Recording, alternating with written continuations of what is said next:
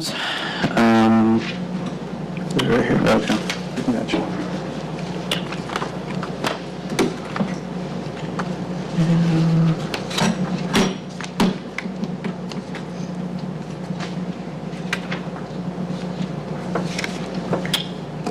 Like $162,092.74. Anything you'd like to mention about the payment of claims? Pretty straightforward this time. Nothing really out of the Seemed like a ordinary. lot of stuff for a small amount. Yeah. It's a thick packet. All right. Is there any questions from the board? Not me. Is there any question or comment from the public? All right. Seeing none, do I have a motion to accept the payment of the claims? So moved. Second. All in favor? Aye. Aye. Motion passes.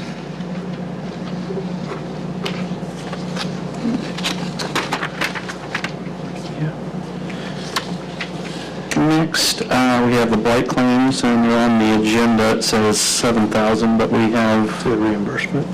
yeah. So we have another payment on there. So our total is $16,901.88.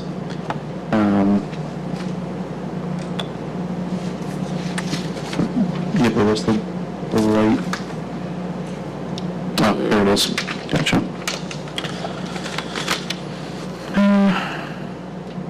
Maintenance, and then repayment for merit. I'm assuming it was, merit's payment was a demolition, I'm assuming. We had paid him. Oh, it was a reimbursement to the city. Yes, sir. Gotcha. Okay. All right.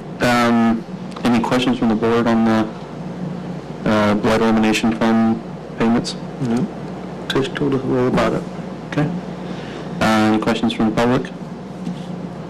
All right. Do I have a motion to accept the payment of the blight claims? So, Second. All in favor? Aye. Aye. Motion passes. And next, we have city attorney's report. Is there anything? Nothing for the Board of Works. Okay. Under communications, we have none. Is that correct? Unfinished business, none. And so we'll move on to clerk treasurer opening bids for the sale of the city-owned properties. I assume that's what most of the folks here are for. Right, these are just the ones we've acquired from tax sale through the commissioner, so.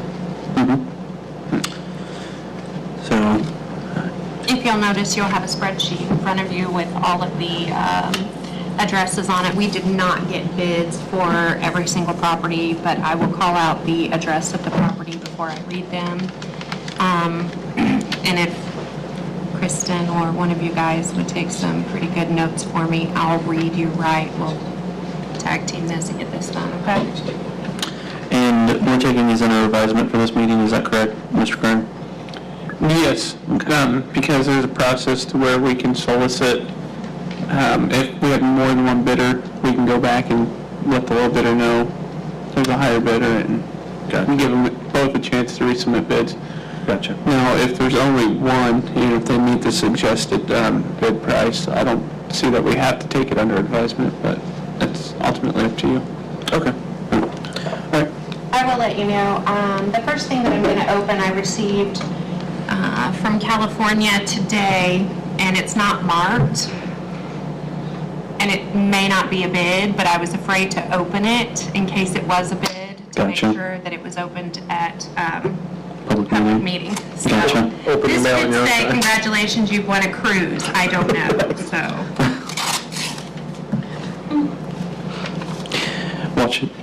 While she's opening that, was there any question from the public about what Tish mentioned about, or I'm sorry, what the city attorney mentioned about if there's more than one bid?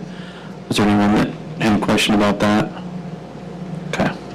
Go ahead, Tish. So it was a bid. Good job, me. I'm going to put it with the property, and we will read it with that corresponding property. Okay.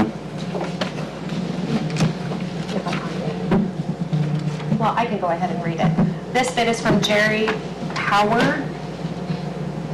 It is for the property located at 177 East Canal. Could you read the name one more time, please? Jerry Howard. And it's in the amount of $1,860.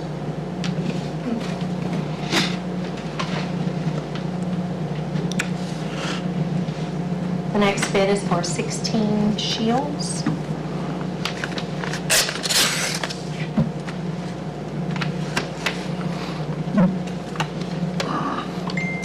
The bid is from Rhonda Ousley, A-U-S-L-E-Y, I'm sorry, could you? R-H-O-N-D-A, Ousley, O-U-S-L-E-Y, in the amount of $1,848.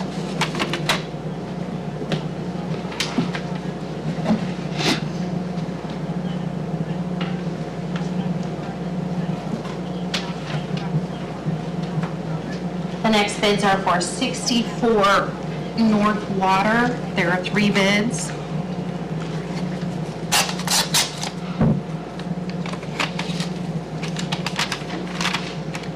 The first bid is from Kevin Martin.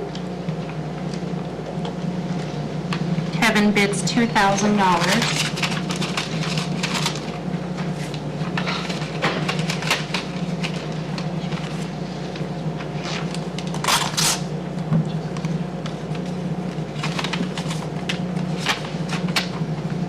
Then we have James Baker. James bid $2,010.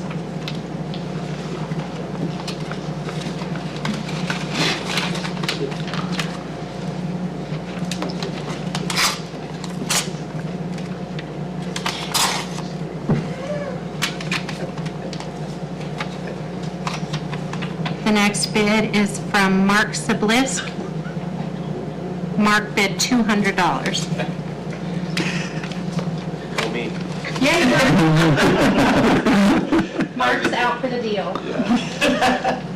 Nothing wrong with that. Get him. You gotta go high. Yeah. He'll have a chance to rebid.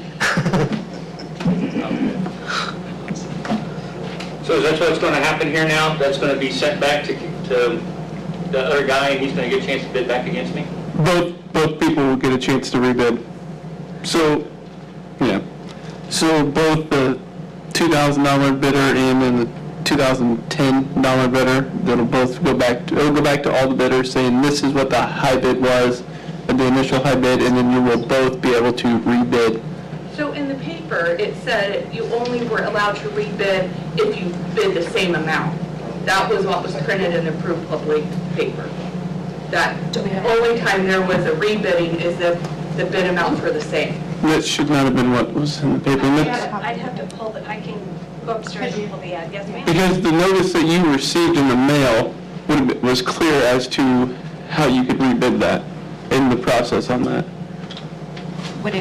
Do you guys want to see what the notice is? Which, it says, It also said something in there that it was going to be up to you guys whether they would accept another bid or not, or they would just give it to the highest bidder.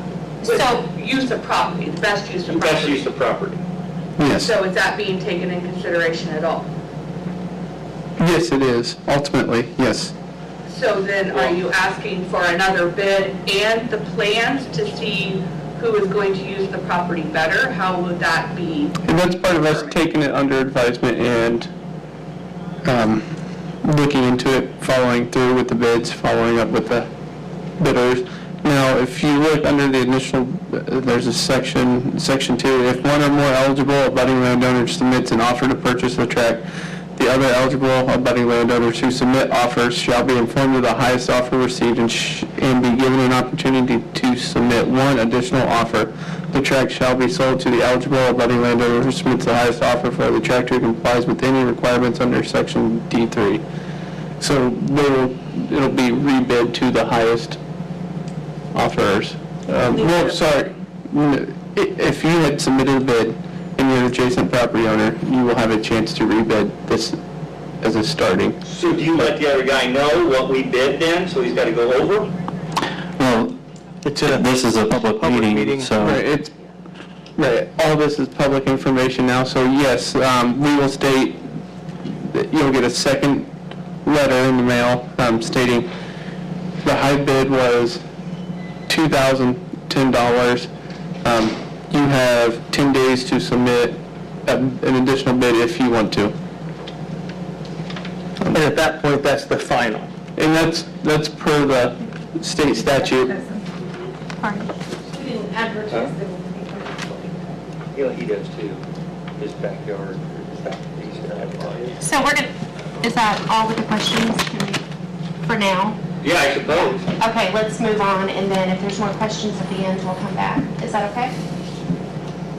Right, and Brenda, you are correct, they did not get advertised. Because they're not required to, because it's acquired by tax sale to an abutting landowner, which we sent out the notices to all the abutting landowners. Okay, that is, Yeah, I you're didn't write it correct. down in the paper. So it was the story, maybe, that you were talking about? Is it the story? But that didn't come from the administration. This is the, Not that part, what was it, the paper was not. This is the official Right. notification from our attorney. But what was in the paper did not come from, That was a story with, Sort of covering the lots, but it wasn't, we didn't advertise the It wasn't a legal notice. bid process, Okay. correct? right. Right, because how these properties were acquired, the value of them, they're not required to be sit out for bid or public notice given to the newspaper. It goes to the abutting landowners. okay, Yep. thank you. Okay, so he has a chance to rebid against me. You will have a chance both at the same time. We'll send a letter out to both of you saying this is what the bid was. You can either keep your bid where it was, or you can bid up again, How many times will that? one time. Just one. One time? Now, if they both bid the exact same price at that point, the statute doesn't actually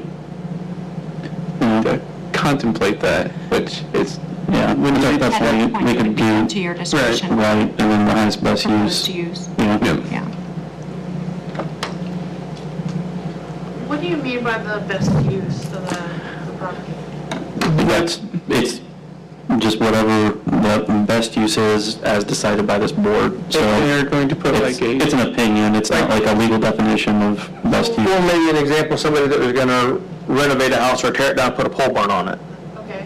Best use at that point, you know, depending Or on keep it what it's vacant going to lot. look like in the neighborhood, whether it's gonna hurt the property value or increase property value, that might be the best use. Yeah. What stops that's- somebody from basically blowing smoke up your rear end by saying, oh, I'm gonna do it into an orphanage or something, get the property, and then, oh, I changed my mind, I'm gonna make it a parking lot.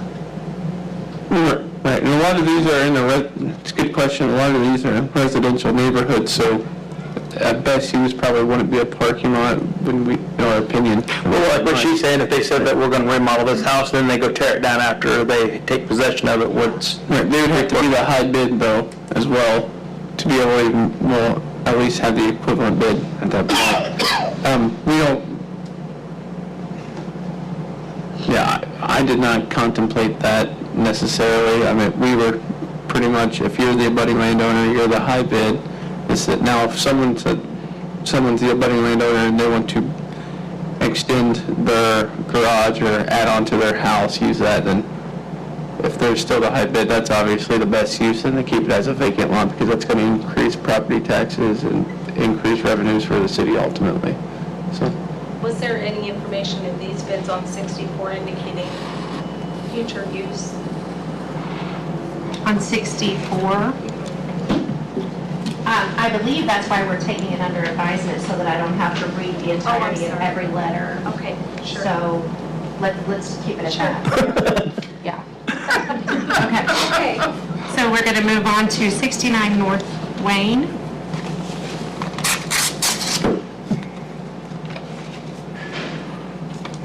'69 North Wayne from Clifford Lane with a bid of $1,250. Could you read that number one more time, please? Yes, $1,250. Second bid for 69 North Wayne.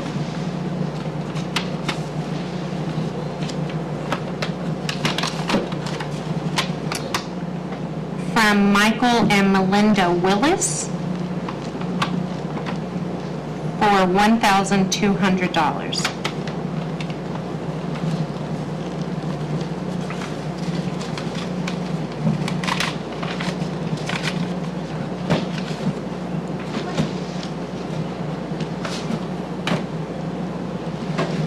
If I'm passing properties, by the way. Is that it on that one then? We don't have. There was only two? Yes. Okay. You said that was 69 North Wayne? Yes.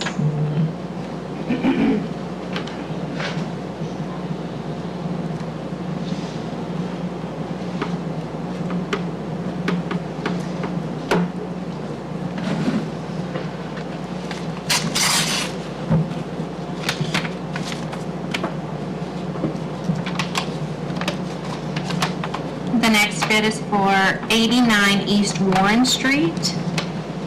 There's one bid here. It is from Grace Point Community Church.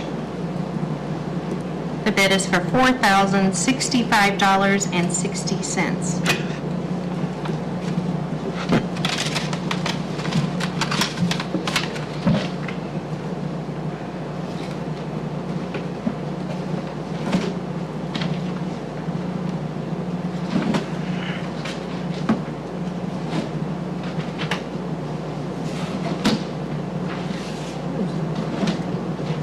I didn't get that.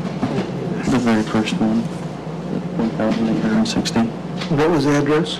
That one was 171, or 177 Canal. That should be the only one that's out of numerical order because. Yeah, I didn't get that first amount. How much was Yeah. that? And it's 1,860. Correct. What was the name on that one? Jerry Howard. Howard. Thank you. The next one is for 218 East 6th Street.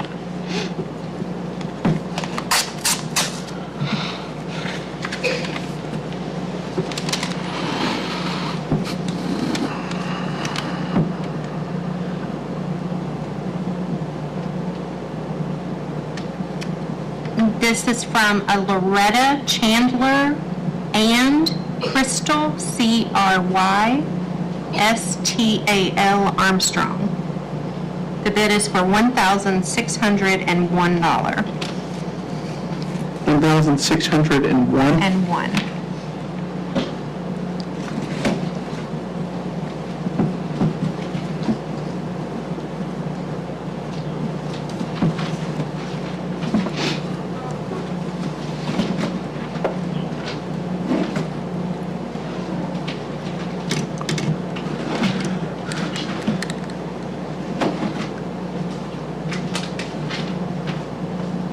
The next one is for 352 East 5th Street.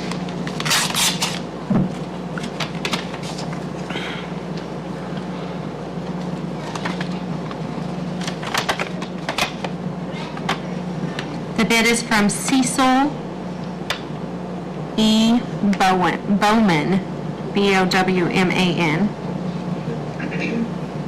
middle initial E. That bid amount is $3,133. Excuse me, did I say 3,000? Yes. Tell me what I said. 3,130. No, sorry, $2,133. 2,000. $2,133.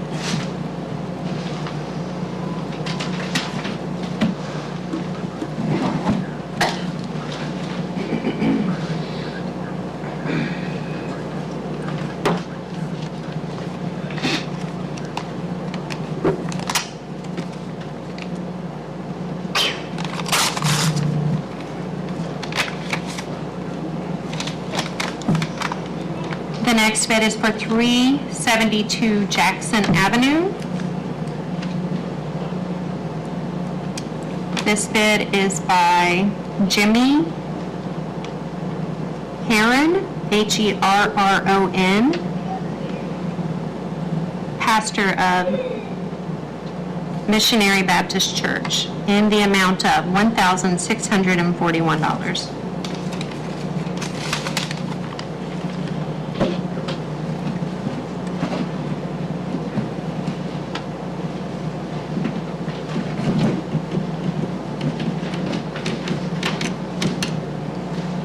The next one is for 382 East 6th Street.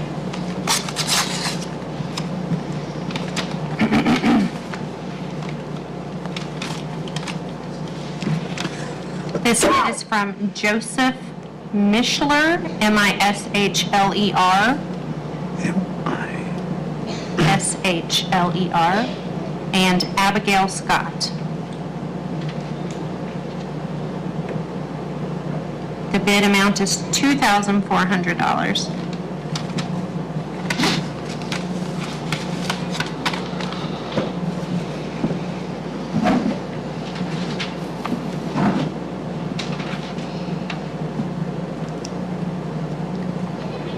The next property is 468 East Canal Street. Was that 382 East 6th? Yes.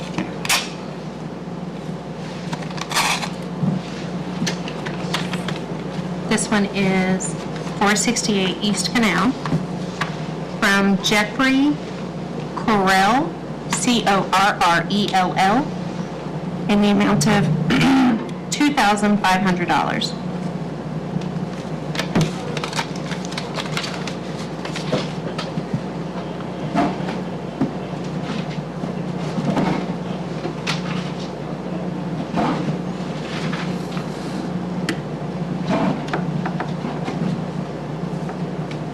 The next bid is for Van Buren Avenue. It's down at the bottom. It's just a strip.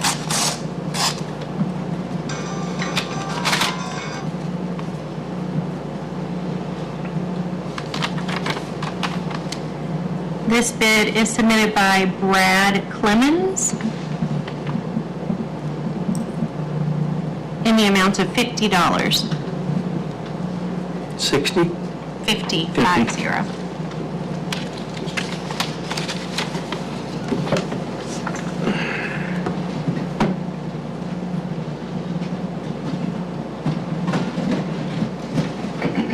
And the last bid is for no, it's not. I think that's the gentleman's address. Hold on.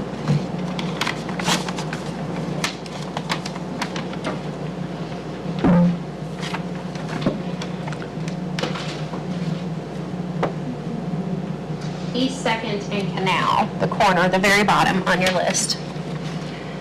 This bid is by Keegan Kern, Kegan. Kagan? Okay. In the amount of $915. And that's the last bid.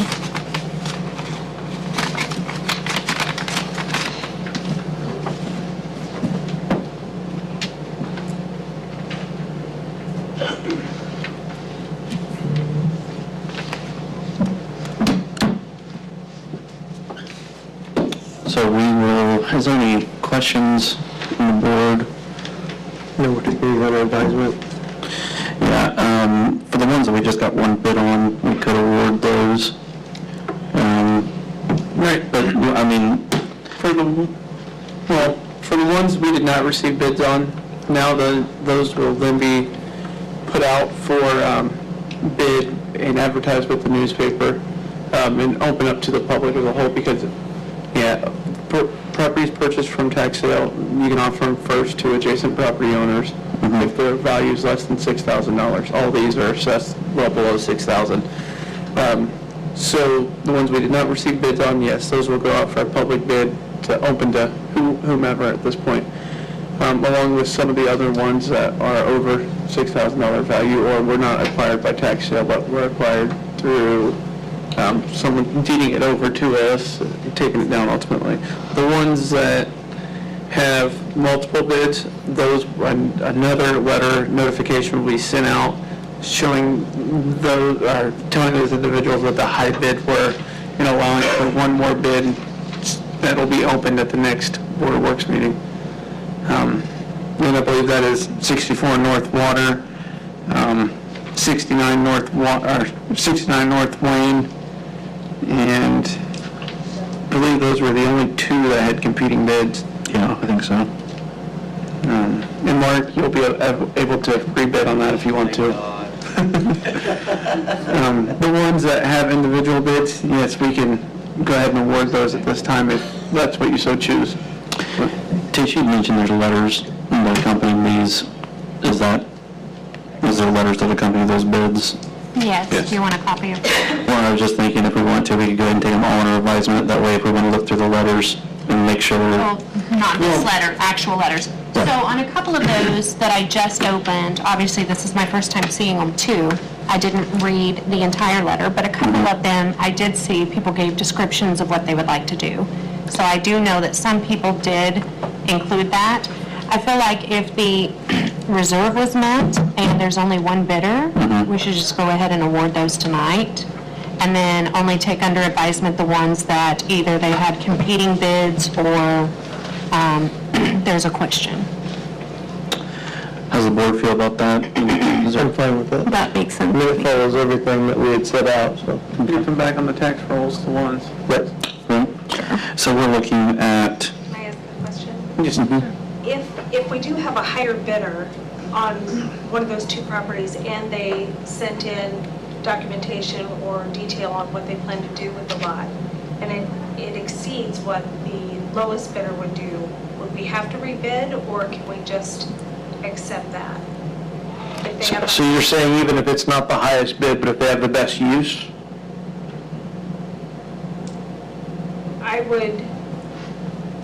I would just consider maybe taking a look at the letters, and if on one of those two properties, we actually have a good final use on that. but we're not talking about any of the ones that we have two bids for. We're only talking about the ones we only have one bid for. Right, and I was talking about the other two, instead of putting them out for bid, take a look at the letters before we But I think that's precluded by the state law. It says we have to put it back out for bid. do. Yeah. Okay. Yes, yeah, it has to go back out bid to the eligible abutting landowners. Okay. Yeah, that's not something that I think that we came up with in-house. And I It's- think if the bids are the same on this second go-around, then that's when we can consider best use. Okay, great. We'll make them take lie detector tests too. Surety bonds. There you go. Yeah. That's going to be my excuse next time.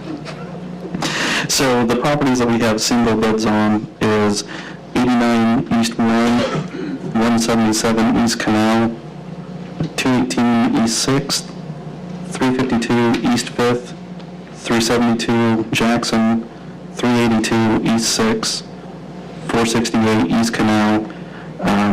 One of the properties is just labeled Van Buren, and the other one is the corner of East 2nd and Canal. I'm And sorry, 16 East Shields Canal and Avenue. 2nd. What's that? And 16 Shields Avenue. Yes.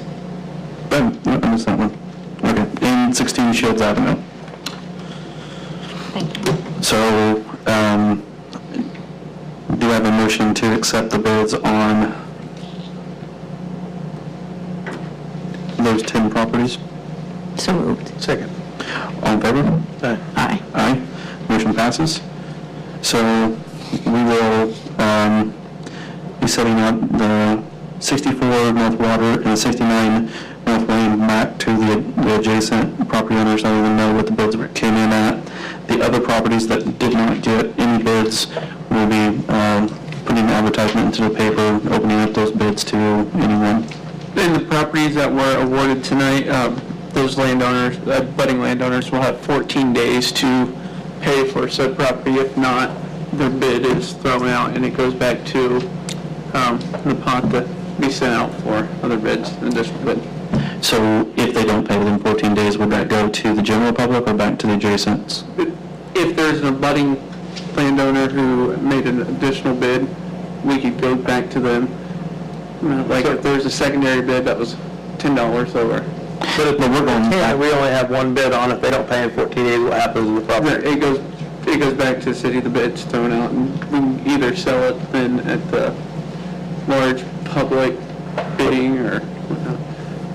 Right. But the statute gives them 14 days to make payment. So,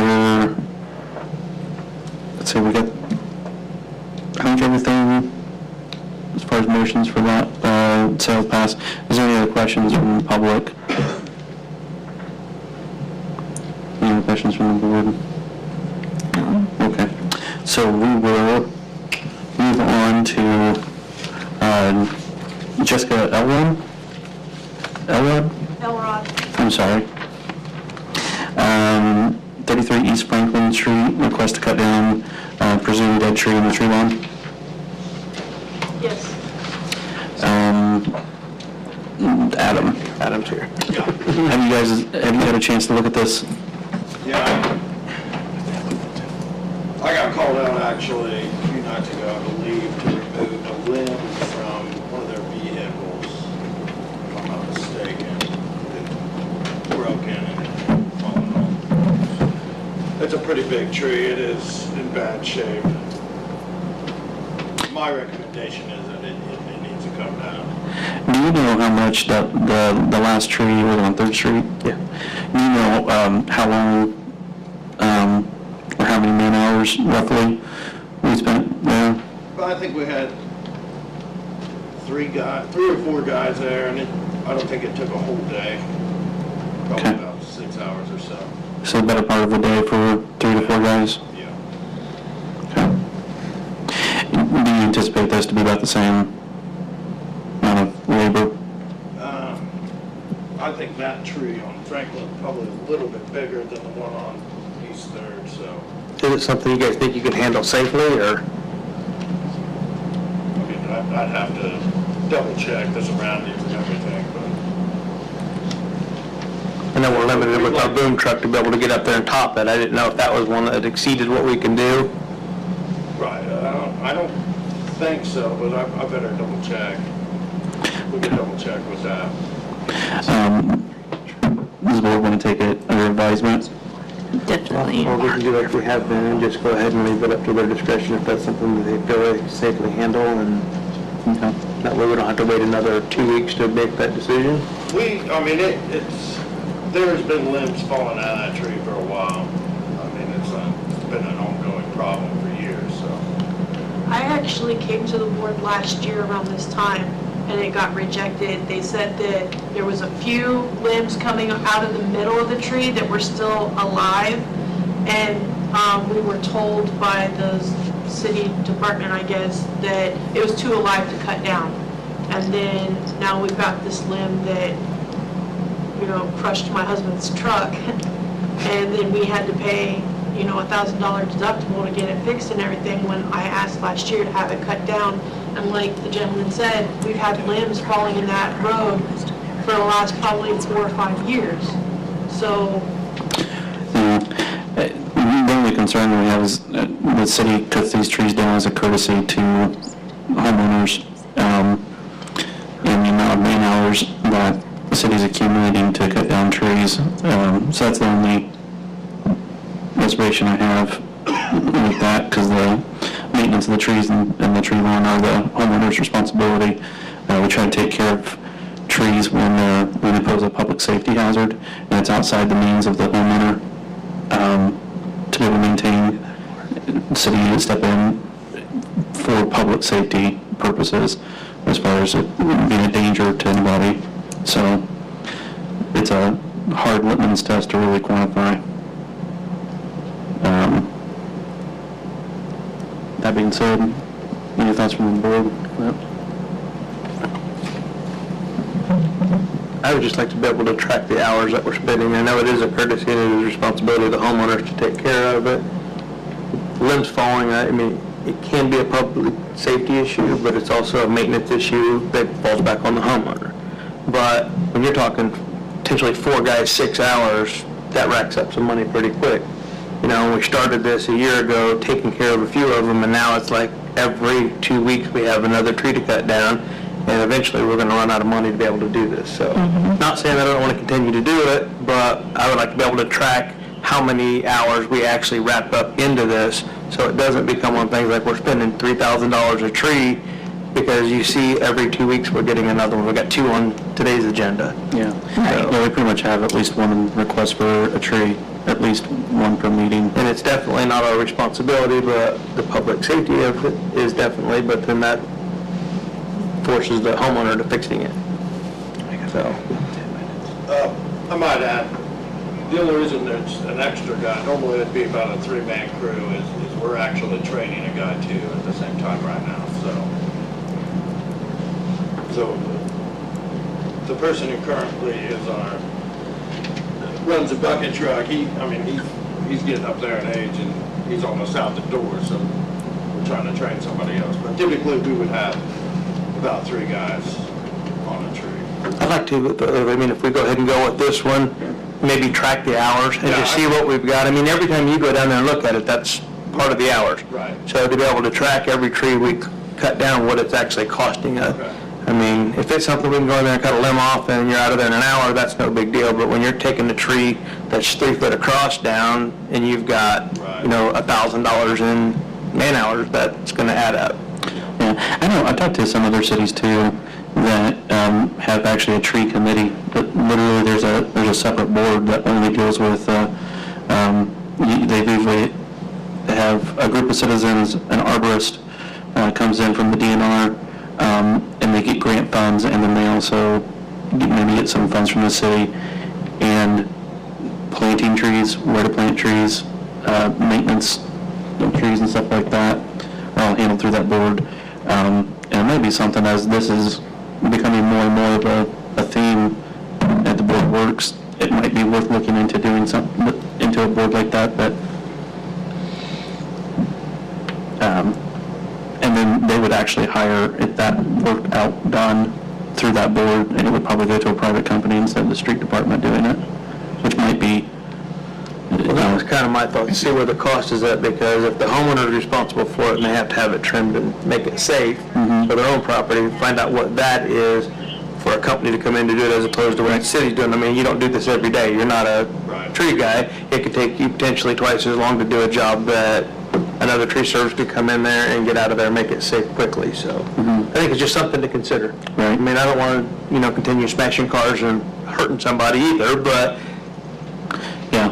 it's definitely catching on, and we're going to continue to do this, I'm guaranteeing, from here on out. Yeah, because the whole reason why we're able to take down trees is for when there's giant storms and stuff like that, where we have trees falling into the roadway, the street department has to clear down trees. So it's not really 100% within our mission is on the street department to do the maintenance in the tree lawn. But obviously the argument we made there that those trees end up in the street if they're dying. So, Well, and too, from the street department, is it pulling you away from another job that has to be done to go do something like this, or is this kind of a fill-in in between others? Well, yeah, it's absolutely kind of a fill-in between others, but, it's still, And I didn't see overtime or anything put into something, that we're putting a job off to go take care of something that's honestly the homeowner's responsibility. right.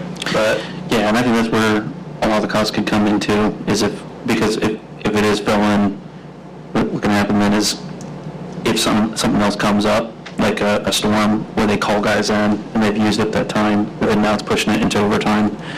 So, but, what would the board like to do? Well, it sounds like you need to double check on some logistics Yeah, of doing it in the I'd first like to place, do so. that, yeah. So we can give the same approval pending final say with the street department like we've done in the past. And then I would say it would probably behoove the board to look into a tree committee. but, and definitely track some hours on this one, just to kind of see where we're at, so we have something to put next to it. Yeah, I'll get some hours for some of the past ones we've done. That would be great. Obviously, this is an ongoing problem with this particular tree, so it sounds like it definitely needs to be addressed, but at what point do we just go up and cut the dead branches off and make it homeowner's responsibility to cut the whole tree down, or do we continue to do what we're doing because it's within our budget? Right. Okay. So do I have a motion to give the street department permission to remove the tree pending their final determination? So moved. Second. All in favor? Aye. Next, we have Mike Smosk. Mark would be good enough. Yeah. I got bullied into it. Gotcha.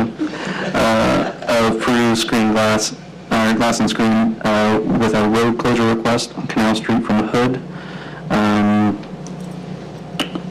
this right,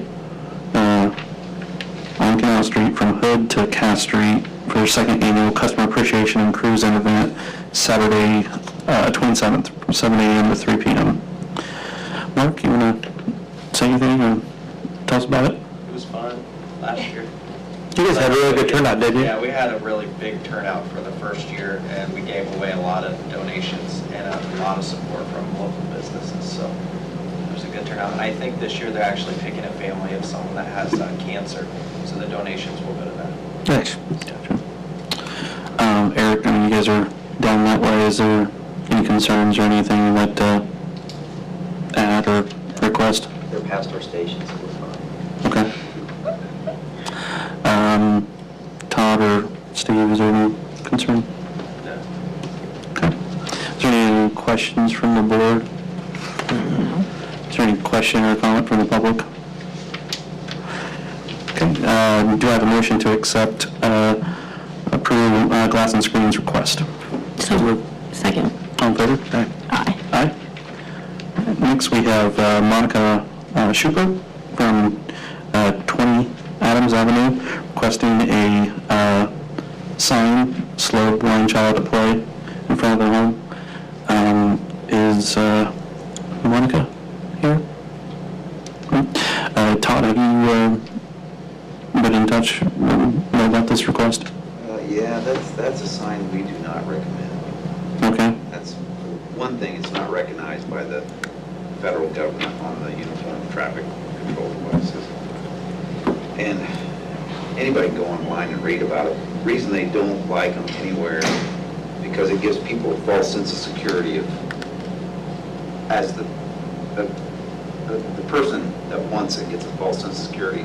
Hey, the city puts a sign up, my kid's safe now. And that's not usually what happens. And it also opens up the cities for a lot of tort claims.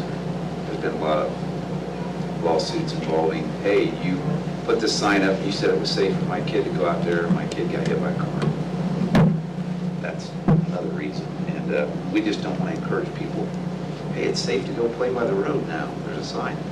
And as a matter of fact, all of them that are, there's a few left in town. And as those fade off, we just take them down.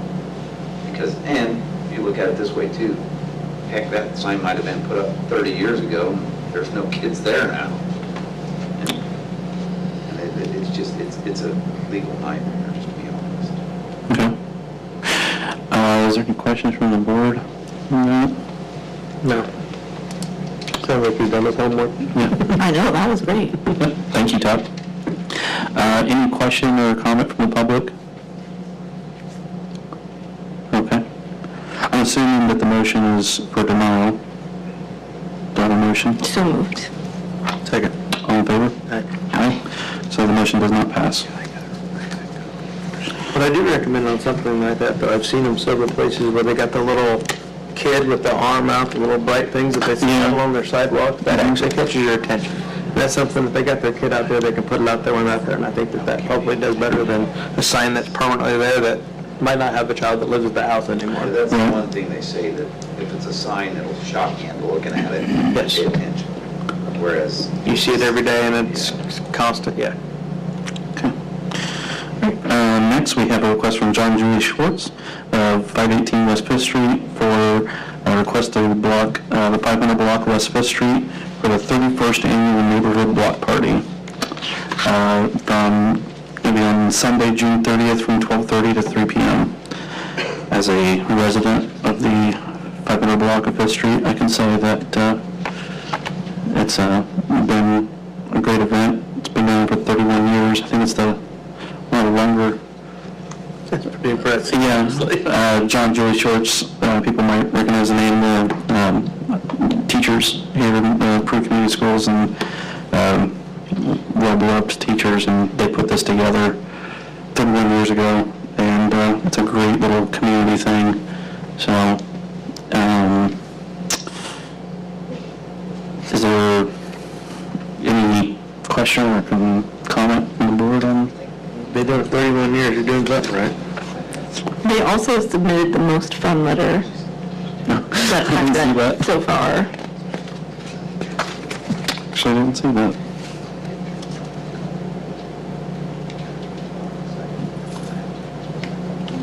Is there any question or comment from public? I was going to let you know too, that this year, we're kind of changing our policy on these, the signage and the barricades. If it's a daylight event, we're not going to drag out those gigantic type 3s. It'll be the wooden barricades with street closed. And there'll also be a sign a portable sign that says street closed ahead.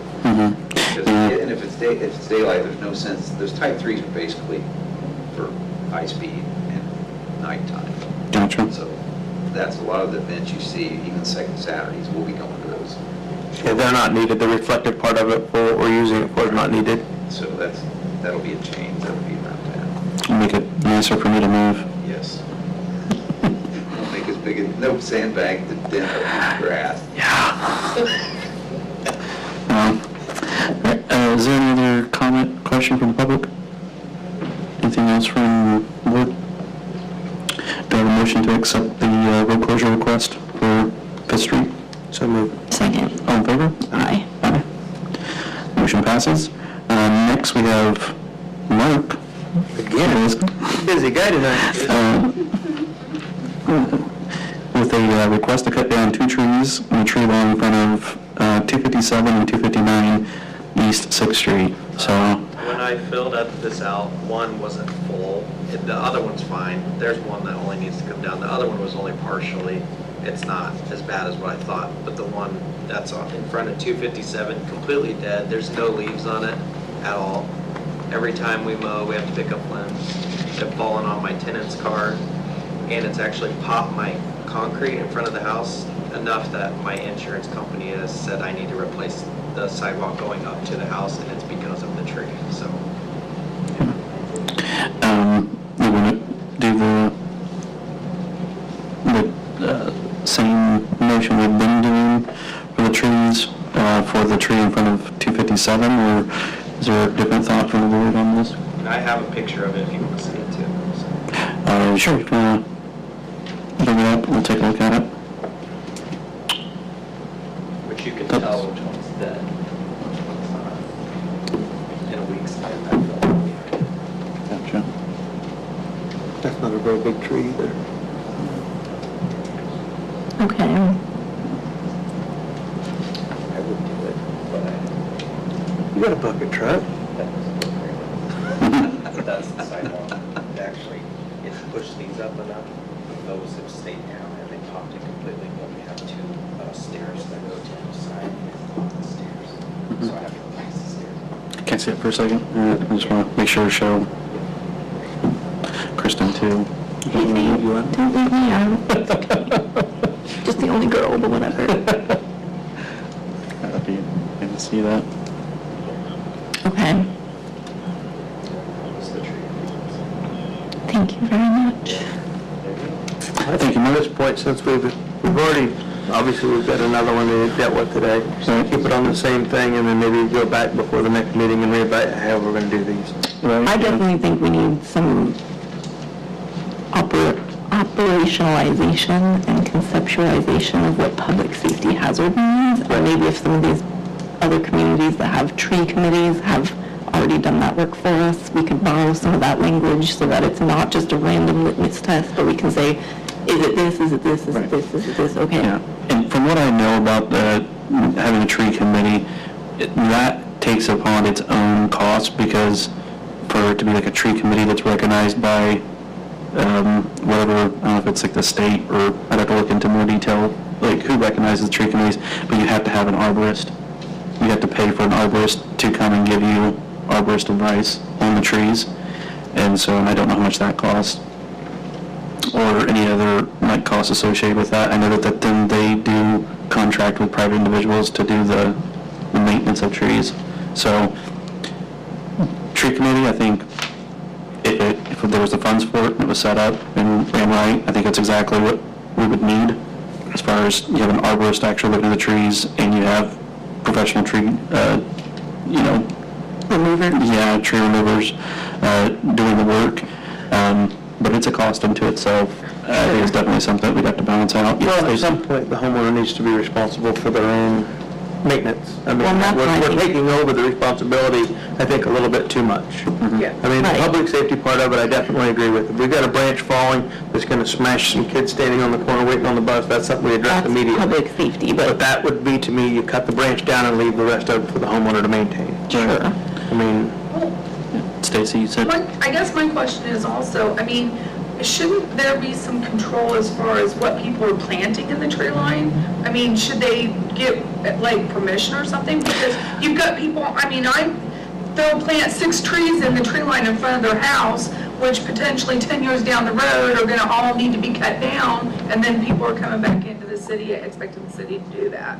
And I definitely don't want people to feel like they can't plant trees. I mean, there's a lot of benefits that come from having trees, make for a beautiful road and shade and multitude Have of things. Northwest come in, I mean, even to Right. recommend prior to them planting Right. so yeah, there's 6 trees definitely in front certain of a types of house. trees that will not destroy 1 or your 2 is site. great, but 6 is, overboard. Right, yeah, and then having, like I said, I hate to keep on going back to tree committee, and it's kind of a funny name, but, yeah, I mean, that's one of the things that they do too, through a tree committee, is give recommendations, or even, sometimes I think they set rules on what trees you can plant. So, it has its pluses and its minuses, definitely. It's not something just we can jump right into, but I think with how much it's coming before the board, it's something worth looking at. Sure. Not to mention the limbs over the signs. Yeah. Right. Yeah, obstructing the views of We signs. really end up making some stuff look ugly sometimes. Yeah. So, I'd like to go on the record and say that I think the tree committee is a cool name.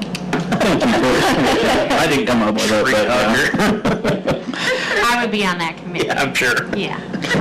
well, I guess keeping with consistency of what we've been doing, are we going to do the same for the request on 257 East 6th Street and give them permission pending their final review? Sure, and I think maybe if we can get ready before our next meeting to have some more ideas in A place little for bit of a us. definition of what we're responsible for. Absolutely. Yeah, I mean, and maybe we can get with media and newspaper and get that out there too, let the public know. So we don't have this coming in every 2 weeks. Yeah. Or at least have something where we can say, that's unfortunate for you, but you don't meet these criteria that we have established. Yeah, that's So something either yes or consistent. either no, so it's not. Well, and there has been a couple of them that I personally went out and looked at, and I felt that it was just tree maintenance. If the tree wasn't dying, there was a couple of limbs that need to be taken down, and we did not cut their tree down, they just had to take care of it. And I think that there's probably more of that than not, or at least eliminate the public safety part of it and let them take care of the rest. Sure, that's what being a homeowner entails. So that makes sense. Any other comment or question from the public? Anything else from the board? Sounds like you got lucky. Do I have a motion to give the street department permission to cut down the tree pending their final Of just determination? 257 East Yes. 6th Street, correct? Still know which one. Just Okay. the one, right. Just the one. Yep. Do I have a motion? So moved. Second. All in favor? Aye. Aye. All right, next we have Chief Hawk with a rate change request for Sean, is it Brett Weiser? Brett Weiser. To be promoted from probationary officer to permanent status. I'd like to request that probationary firefighter Sean Brettweiser be considered for permanent status at Peru Fire Department. His hire date was May the 9th, 2018, so it's a little bit over.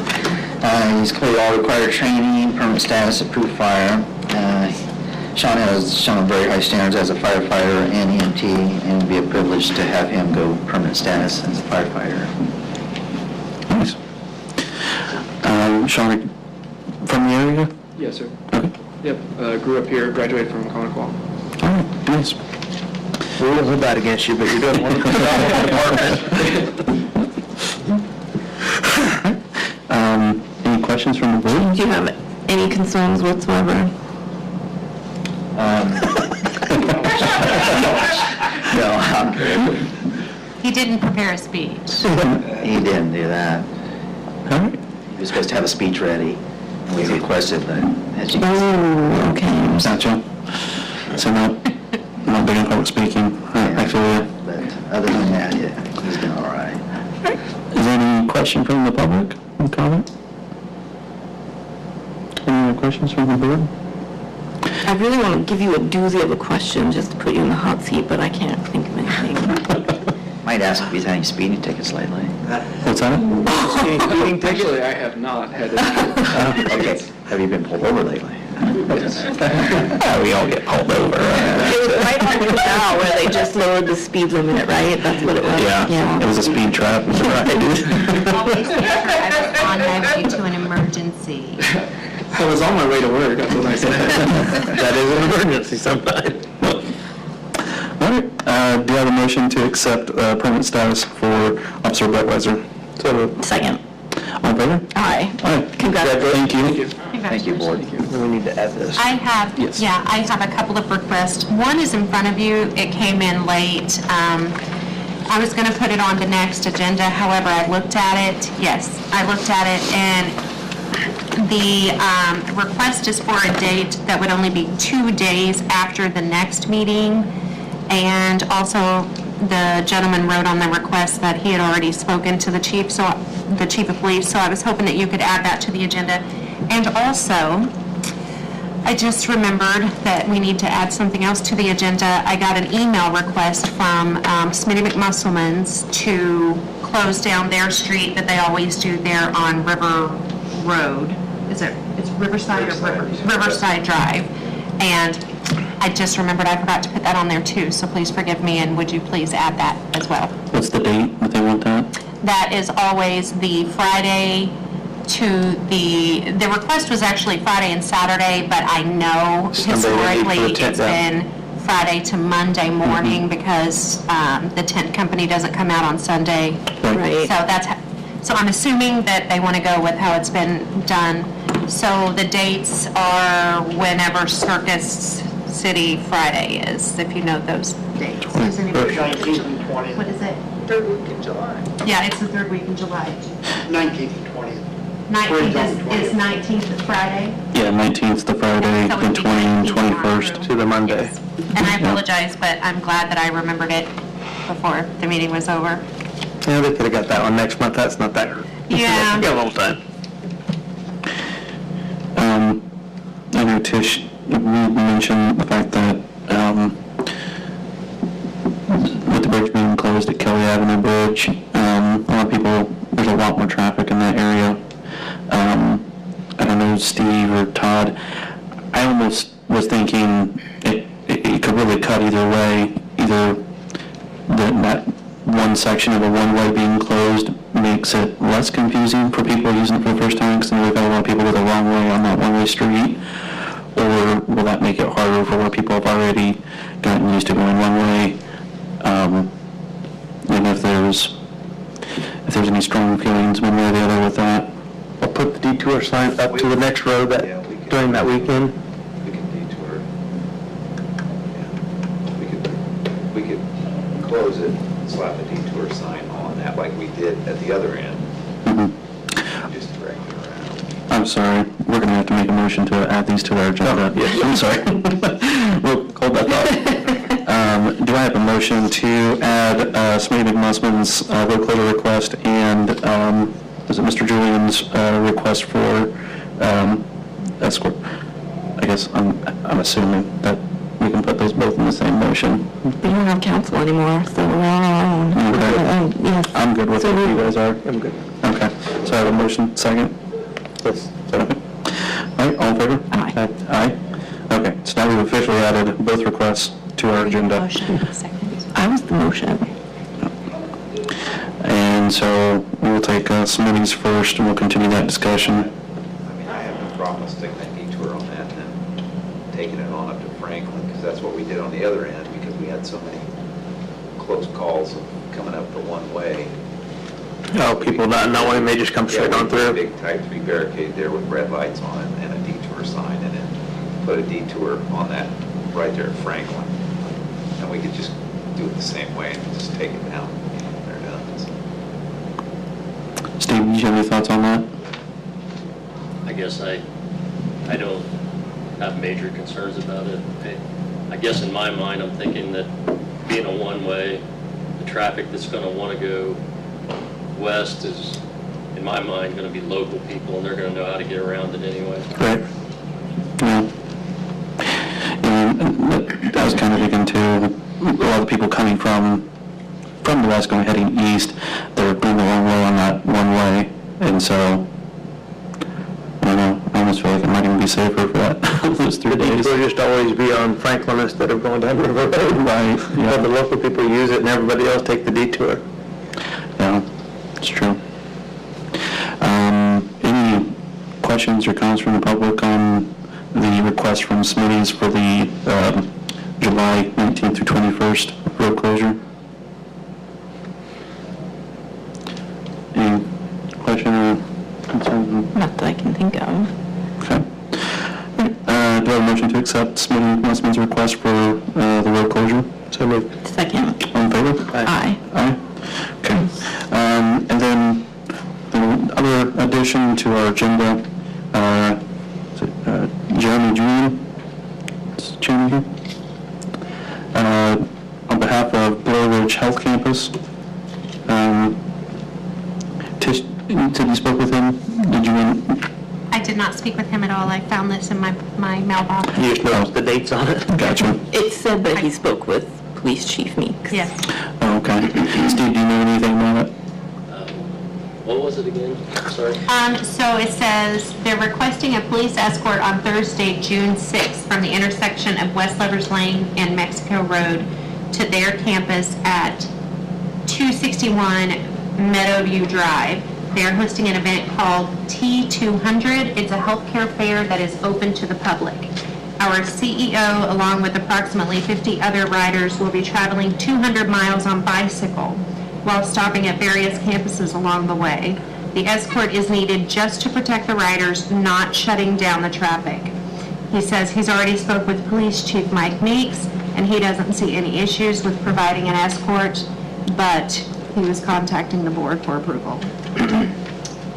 He does have plans here, if you'd like to look at them. Yeah, I guess I'll trust him that he's already talked to the chief. This is the first I've heard of it, and I'll go ahead and say that we can do it, but I would like to get his name and number from you. He did give me a business card, so I can go ahead and hand that off to you this evening, because I also have his information here. Okay.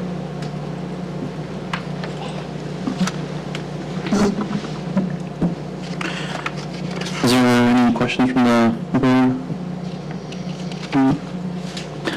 Any question or comment from the public? Do I have a motion to accept the police escort request from Blair Ridge Health Campus? Do you want to add that under making sure that all of the information was correct with the chief after? Sure. Yeah, we can do that and leave it to make sure that they get a final okay on it. We'll give the police department final discretion too. Sounds good. Do I have a motion? So moved. Second. All in favor? Aye. Aye. Motion passes. Was there anything else that come before the board? Seeing none, do I have a motion to adjourn? So moved. Second. All in favor? Aye.